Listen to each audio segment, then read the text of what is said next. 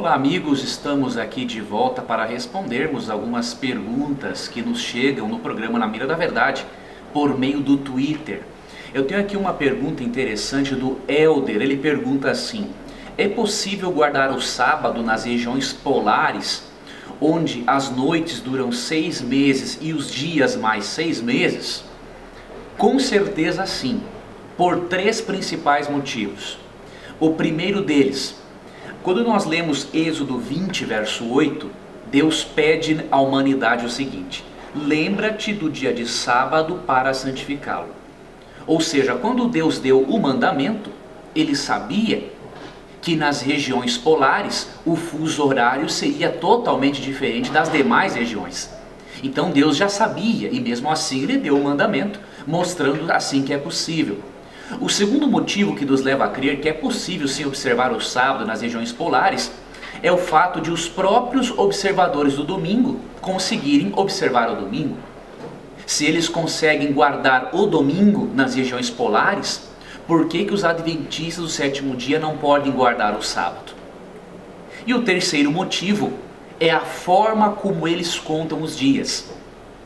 Durante o período em que o Sol está acima do horizonte nas regiões polares, eles conseguem saber quando termina e quando começa um dia, dependendo da posição na qual o Sol se encontra no horizonte. Quando o Sol já está abaixo do horizonte, é possível, através do crepúsculo, que ocorre por volta do meio-dia, saber quando é um dia e quando é outro. Então não há argumento para não observar o sábado como um memorial do Deus Criador, inclusive nas regiões polares. Vamos aqui a outra pergunta. É uma pergunta de Elvis Cunha.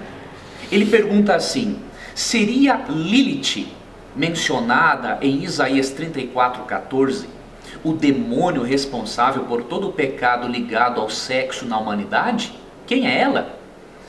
Na verdade, querido amigo, a palavra Lilith que aparece aqui no original do Antigo Testamento é uma palavra que não tem o propósito de se referir a um ser pessoal.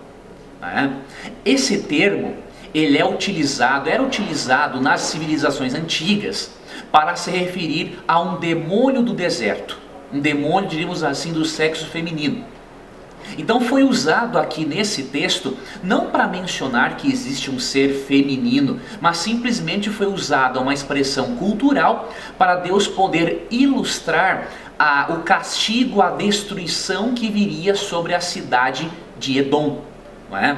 Se você ler, por exemplo, a Bíblia na versão Almeida, Revista e Corrigida, você perceberá que Isaías 34:14 é traduzido por animais noturnos. Não é?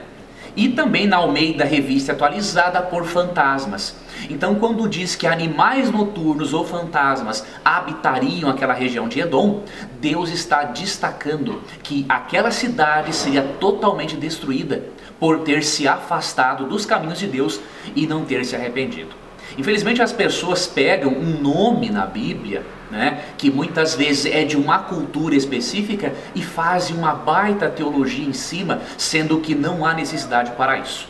Nós temos que aceitar a Bíblia como ela é e não colocarmos as nossas interpretações particulares no livro de Deus. Vamos aqui para a terceira pergunta: com quem Caim se casou, se Adão e Eva foram os primeiros habitantes na terra? A resposta para essa pergunta se encontra em Gênesis 5, verso 4. Aqui em Gênesis 5, verso 4 é dito o seguinte: depois que gerou Sete, Adão viveu 800 anos e gerou filhos e filhas. Perceba que Adão não teve como filhos apenas Caim e Abel. Ele teve mais filhos e filhas. Portanto, a humanidade pôde se multiplicar porque houve o casamento entre irmãos, entre os filhos de Adão e Eva. Você pode se perguntar: mas isso não é incesto?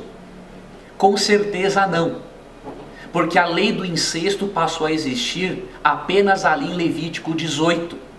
Milênios antes a lei não existia, porque a raça humana não estava degenerada geneticamente. Por isso não era incesto, porque a lei veio a existir depois, em Levítico 18, com Moisés.